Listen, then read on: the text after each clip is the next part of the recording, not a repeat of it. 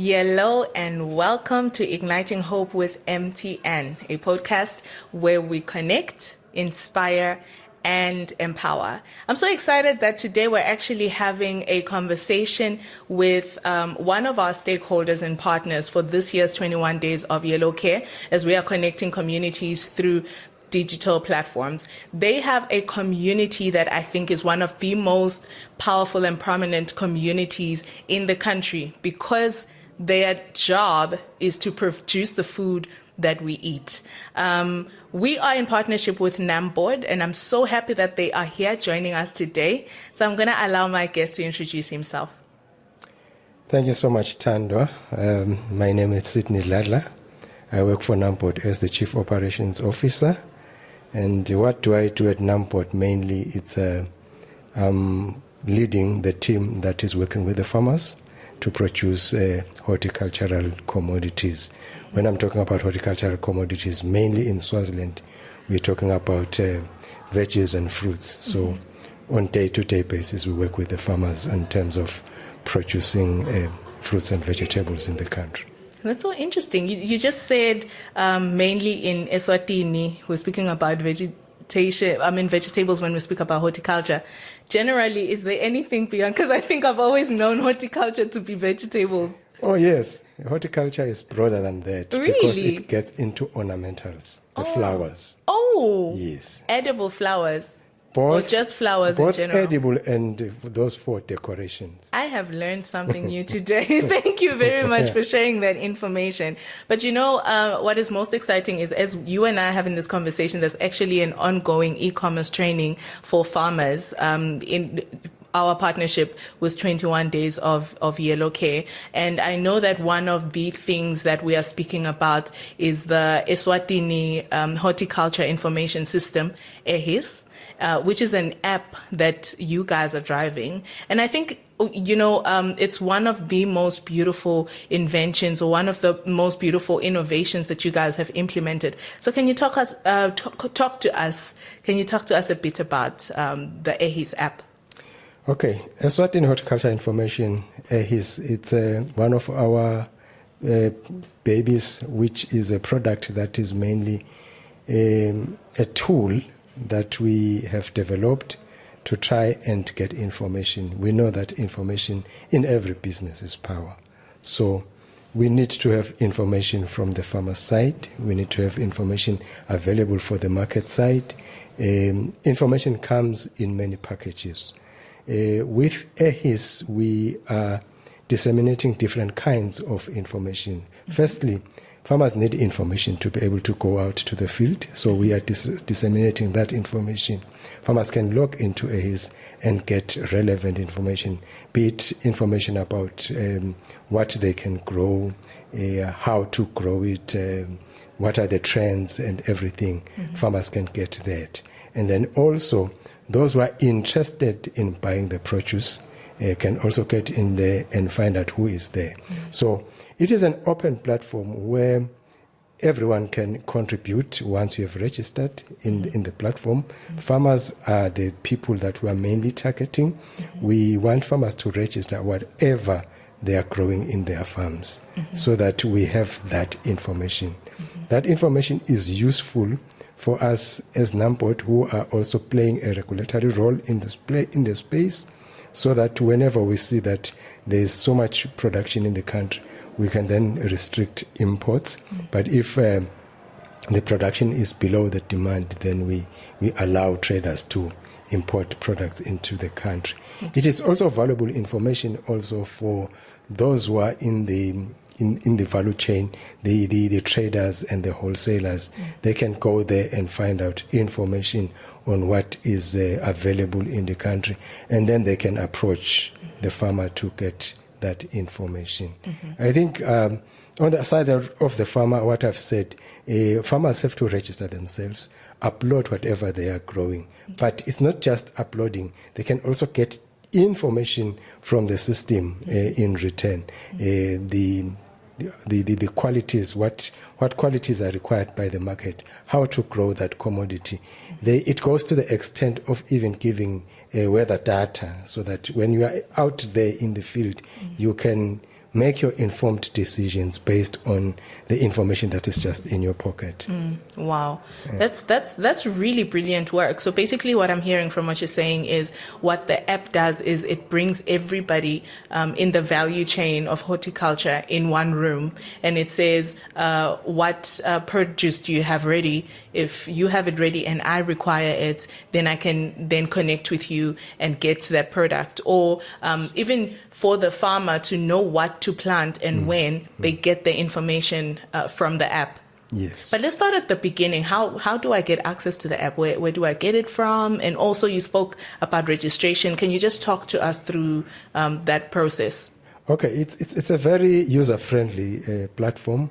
You can go to a normal website and type Eswatini Horticulture Information System. It will pop out. Okay. And then you can register yourself there, or you go to, if you've got a smartphone, you can go to Google Play Store or go to the other app for Apples, and then you can also download it, and then you have it on your phone, and then you register it yourself. You register in yourself because it will prompt you some questions. What is your ID number? Where do you come from? Are you a farmer? Are you a trader? Okay. So you'll keep on answering those questions. At the end of the day, you'll be registered. It will give you a password. Then next time you come back, the system knows you. I love that. I love the fact that it's also friendly to people who maybe are not able to download the app. The fact that there's a website. Yeah. There's a website. People can go to. Please repeat for the website. Okay, it's www.ahis.co.sz. Wow. Yes. Absolutely beautiful. So now let's talk about the consumption. I mean, this is an app that you have been running for a while. How has response been in the country? You spoke about that it brings together the community of the horticulture sector, from farmer to trader. How has the reception been? I would say as a country, we are still a little bit trailing behind in terms of adopting the latest technologies. But we have been promoting this platform. As I speak now, we've got over 2,600 farmers who are registered in the platform and who are actively participating there. A majority of the farmers who are in there are farmers who are working directly with us as NamBoard, though we do have about 40% who are not really contracted to NamBoard, but they just joined out of their own volition. So that's the activity that we currently have there. The other players in the field are still not yet there to the level we want them to be. That's why we are still actively promoting this platform, because we believe it is the way to go. Okay. So, where I come from in my family, I have parents who are grown. They call themselves the BBT, born before technology. And both of them are in farming. And, my parents literally, for the most basic thing, they will ask me to come and help them, on their phone or on their laptop or anything like that. So I just want to ask, when it comes to the community of farmers, for the people who feel they maybe are not techno-savvy or they need assistance, in just understanding how to use the app and how to apply or implement what you've just been explaining, do you have any form of support or training or anyone that can be able to just take them through that process? Absolutely. We do have that support. Anyone who needs that support can call our offices and can get somebody to take him or her through. Or if maybe you need to be assisted as a group, you can call us and then we can come to that group and do that training and at no cost. Yeah. Absolutely beautiful. I love that. So I want us to now get into something that you guys included in the training that you were providing for farmers today. You spoke about financial assistance that is available for farmers in the country. Can you talk to us about that? What is the financial assistance and how far does it go in assisting the farmer? Okay. About financial assistance, what we observed in the space was that farmers are always struggling to get access to finance. So then we, as NamBoard, we developed 2 products. The first product is a revolving fund, and we partnered with Eswatini Bank, whereby the farmer can go to Eswatini Bank and apply for a loan. Our loans can go up to 500,000 for an experienced farmer, but for a new farmer, it can go up to 100,000. So without the need of a collateral. So that loan is 100% guaranteed by both NamBoard and also the Central Bank of Eswatini. So now it makes it easier for farmers to access funding. Yet in the past, you would find that farmers would need to have a substantial collateral, at least 20 to 25%. Banks would require that. But now, even if you don't have any cent, so long as you've got a viable business plan, even that business plan, we don't want a 100-page business plan. We want a simple and straight to the point business plan. What is very key in that business plan are cash flow projections and where is your market. Those are the key things in that business plan. Does the business plan going to make, is it going to make money? That is your cash flow projection. Who is your market? It must be clearly defined. Then the other parts are just simple administrative requirements. Then with that business plan, you are sure to get financing. Okay, let's talk a bit more about that. Just what the person needs, or if, for instance, if I could decide today that I want to be a farmer, and maybe I have land somewhere, and I just want to use it, for horticulture. So are you saying all I need is a good business plan, and then I just go and I apply on behalf of NamBoard? Or how does it work? Like, do I just go there and say I'll sell to NamBoard and then they trust my word? Or do I need something from NamBoard? Is there a process that I need to go through with NamBoard before I can go to Eswatini Bank? Okay, maybe before I get to that, there are the prerequisites before you can say you are a farmer. Because not everyone is a farmer. The fact that you can grow a row of cabbages or tomatoes doesn't mean that you are a farmer. So maybe you are a subsistence farmer. But now we want farmers who are doing it as a business for purposes of generating income. So first of all, you must have land. We start from half a hectare upwards. Anything from half a hectare and upwards, we consider that. And then the land must be properly secured with a fence. There must be water for irrigation. When we talk of horticultural produce, we irrigate, we don't rely on rain. And then you must have an official right of using that land. Here in Eswatini, in a document? Yeah, in a document form. Here in Eswatini, we would either have a letter from your chief, if you are in the Swazi Nation land, or if it's a farm, you'd either get a lease from the owner of the farm, or if it's your own farm, it'd be your own title deed. So once we have those documents, then you can.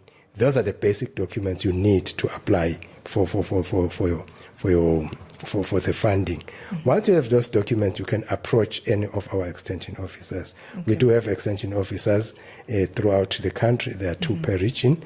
But maybe if you are not sure who to contact, you contact our central office. Then we'll direct you accordingly. Can I get that information on AHIS? You can get all of that in AHIS. Awesome. And also in the normal website of NamBoard, you can also get that information where you can contact. Once you've done that, the extension officer will be allocated to you according to your region. And then that extension officer will assist you through all the other steps that are remaining. He'll go to your farm, assess the land, and tell you that if that land is suitable or not. And if he finds it to be suitable, then he will assist you through the other steps in terms of putting together your business plan, and connecting you with the bank, inviting the bank to your farm and everything until you get your financing. I may also add that during the process of developing a business plan, we also have other officers who might come in to assist with the preparation of the cash flow projections and all the like. So once you have got all that in place, then you can submit your business plan proposal to the bank, then they will consider it. Okay, awesome. And, as you're speaking, I'm just remembering that NamBoard stands for National Agricultural Marketing Board, Yes. right? And there's a lot of work that you guys do around the space of marketing. And I think one thing that is a risk when it comes to any business is the market barriers that you may face. So when it comes to horticultural products in Eswatini, what are the initiatives that NamBoard does to make sure that there's market access for farmers, both locally and internationally? If you can just talk to us about some of the things that the board does, both locally and internationally. Okay. As you've stated clearly that NamBoard stands for National Agricultural Marketing Board, I would say NamBoard has got 3 major functions to achieve the marketing of horticultural produce. Through regulation of the space. Okay. Then secondly, it's farmer development. And then thirdly, is market facilitation. So all our activities are centered around these 3 pillars. When I talk about regulation, it's mainly monitoring what is coming in and going out of the country as far as horticultural commodities are concerned. Okay. So that is, if anyone wants to import vegetables in the country, he must get a permit from NamBoard. If anyone wants to export vegetables, he must get an export permit from NamBoard, so that we know what is going and what is coming in. Okay. With that information, we can then be able to know and inform farmers what to produce out there. As it is now, we know that there are certain vegetables that are coming in large numbers as imports. Okay. And we are actively, on the farmer development side, we are now actively developing the local industry, because it is not good for a country to rely on imports. Where we see that we can be able to produce those commodities, we are actively involved in trying to promote farmers to produce those commodities. Just from the top of my head, potatoes are coming in large numbers, onions, carrots, beetroot, those are coming in large numbers. So what we are actively doing is to try and promote farmers to do those. And even the financial packages that we have, the revolving fund, and we also have a subsidy where we subsidize 40% of the production cost, are targeted to those commodities to try and ensure that we do have a local production. We grow the local production internally. Then now, we cannot just say it is enough when we have produced for the country. We have also to look for other opportunities. So we have seen that there are niche markets that are looking for certain types of vegetables. As much as we are not yet self-sufficient as far as the bigger basket of vegetables, but we have identified niche markets for baby vegetables. Now, baby vegetables are eaten by a certain type of people. Not everyone buys baby vegetables. I love baby marrows. Yeah, maybe you are in that card. Yeah, so we've identified baby vegetables as a special market, and then it's mainly for the export. Though we sell them also locally, but as far as baby vegetables are concerned, we are a net exporter of baby vegetables. Okay. And the exports, are they from local farmers? Yes, they are from local farmers. Okay. And what NamBoard does, seeing that there are a lot of barriers when you go into export. First of all, you must make sure that your logistics are in good order. You must have your pack houses, your refrigerated trucks all in good order, complying to certain standards out there in the world. So we've seen that a majority of our horticultural farmers are small-scale farmers. They cannot afford to have all that equipment and also to get all that certification that is required. So what NamBoard does is more of a bridge between the market and the farmer. So he provides all of that so that farmers can find it easier. The farmers now will have to concentrate on the production, and then NamBoard takes care of the certification requirements and also the logistics that are involved through the value chain until the product gets into the market. More than that, we talk to the outside world to try and find those markets so that we can then come back to tell the farmers that we've got a market of this commodity, and then we come down and we contract the farmer so that we know exactly what is coming from the farmer and what is the market going to take. So we are providing that linkage for the farmers as far as the market is concerned. We are not only concentrating on the export market, also for the local market. You know what, in the local market, we know that we've got these large, big supermarkets. They don't want to work with 150 or 1,000 farmers. As I told you earlier, that I've got over 1,500 farmers that are contracted to NamBoard. So most of them are small-scale farmers. Okay. So the shops wouldn't like to get so many contracts. They don't like to work with too many people. So we are doing the aggregation on behalf of the farmers and then deliver it in bulk to the supermarkets. So we are also playing in the local space.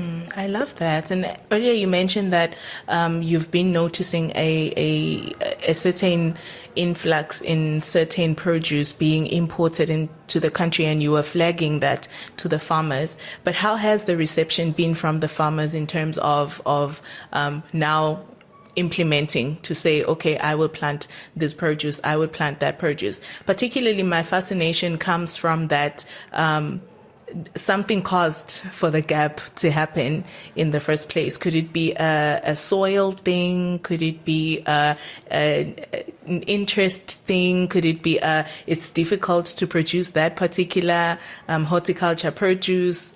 I'm just interested and curious to know. Okay, what I can say on that one is that I think for time immemorial, as far as vegetables are concerned, we haven't been self-sufficient. Okay. Yes, and the other part is that most of our supermarkets in the country originate from South Africa. So they've got those linkages with their central distribution points in South Africa. So you find that what happens on the ground is that Eswatini needs potatoes, for example. If they can't find them locally, then they have to import them. Yes. So that is what really happens. I think, as I said, some of these commodities maybe in the past, if you go back in history, maybe were not on top of the list. But as people develop certain tastes, and then you find that certain commodities are now being demanded in larger quantities as the population grows. So I would say that is the main reason. So far, we are not self-sufficient on some of the key vegetables because of the eating habits that we have. Most of our farmers, they concentrate on maize, beans. Those are the things. But now, for you who live here in Babane Manzini, you'll want more than maize and beans. So yet the production of those is still at an infant stage. Yeah. Okay. No, I absolutely love it. Now I want us to go back to our AHIS app that you spoke to us about earlier. What are the future plans? I mean, you told us what you can do right now on the app. Do you have any future plans, things that you want to add onto the app? And can you just speak to us a bit about that? Oh. The vision is big. We've got a huge dream about AHIS, because in short, I would say we want AHIS to be a one-stop shop for the farmers and also those who are involved in the space. Yeah. Currently, what we can do is to upload what is being produced by the farmers, and for us as a regulator to see what is being produced. But in future, we are looking at AHIS as a tool for the farmer that will assist him or her in many aspects that are involved in farming. A farmer needs to access finance. So he might need, we believe that through AHIS, he can go through that system to assist him in terms of preparing himself also for getting that finance and getting into agri-fintech space, so that we want AHIS to get there to the point where we can be able to generate a simple business plan out of AHIS. Those are our dreams as far as we look into the future. And we want to upgrade it to a point where it can end up being an e-commerce platform. As it is now, it is more of an information platform. You cannot directly trade on it. You can see the information on it and then go out of AHIS and then start trading outside. But our dream is that people can end up trading within AHIS.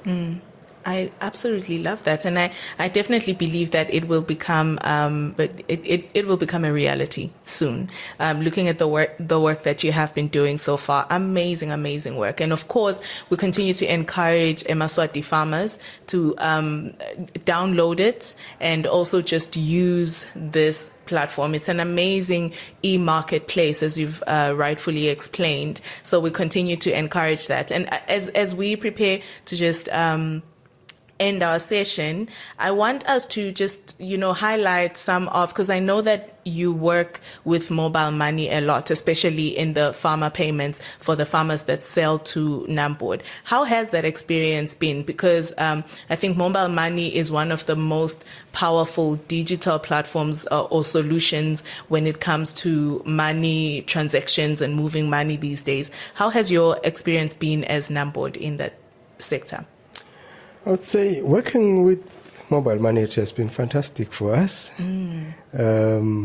It's one of the easiest ways of paying farmers. Wow. Yeah. That's good news to us. And every farmer can easily access mobile money and can have that mobile money account. So I would say over 60% of our farmers, we pay them through mobile money. Wow. And it's easy for us, and the fact that it's instant. Once the payment has been approved by the necessary approvers, boom, it's already in the farmer's hands. We like it, and it's one of the simplest methods that have been out there, and we really enjoy using it. Thank you so much. Thank you so much, Mr. Dladla. This has been a very beneficial conversation, and I do believe that everybody listening had a lot to learn. We are all, as farmers in the country, going to download AHIS from here. You've rightfully explained that it's on Google Play, it's on Apple Play Store. We can download it and just make sure that we connect with the whole horticulture community through this digital platform. Thank you so much for joining us, Babe Dladla. Thank you so much. And thank you so much to everybody who has been listening. We will see you in the next one.